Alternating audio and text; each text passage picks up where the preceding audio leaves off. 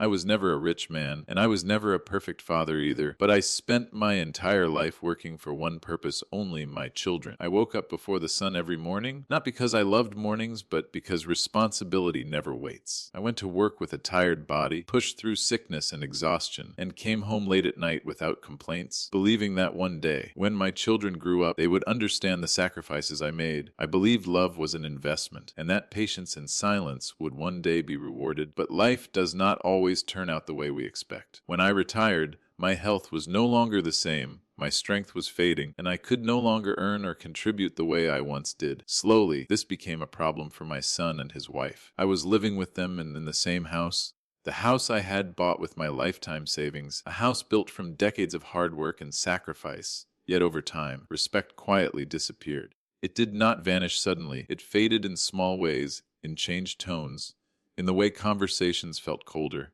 in the looks that replaced warmth with irritation. I became careful with my words, my presence, and my needs, trying not to be a burden. Then one ordinary day, without shouting or drama, my son said the words that changed everything. "You eat, but you don't help." In that moment, something inside me broke silently. I did not argue or defend myself. My eyes filled with tears, but my voice refused to come out. Because when your own child starts seeing you as a burden, your soul screams while your tongue stays still. That night I did not sleep.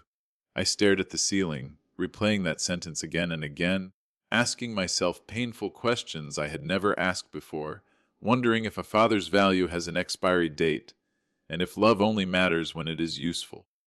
They believed I did nothing, believed the house was theirs, believed I was only eating and contributing nothing. But there was one thing they did not know: the house was still in my name.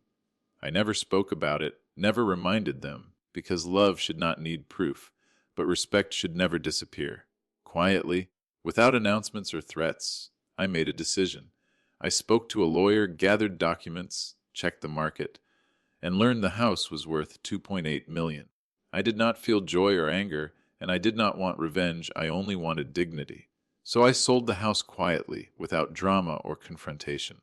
When the sale was complete, I calmly told my son and his wife that they believed I did not help, and from now on they would manage on their own.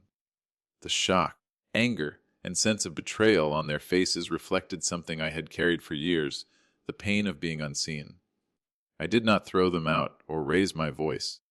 I simply placed the truth in front of them, that the house they believed was theirs had never actually been theirs.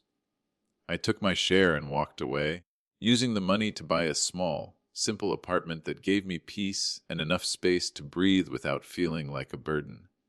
Today I live alone, but I am not humiliated. I am old, but I am not useless. I am quiet, but I am not weak. I cook my own meals, take slow walks, sit by the window, and live with calm. This story is not about revenge or money. It is about boundaries and dignity. Parents are not machines that stop mattering once they stop earning. And respect is not free or automatic. It should never be conditional. Calling parents a burden after they give their entire lives is the greatest injustice. If you judge your parents only by their money, remember that one day you too may live in someone else's house and be known only as the one who eats. And if you are a parent, remember that silence is not weakness.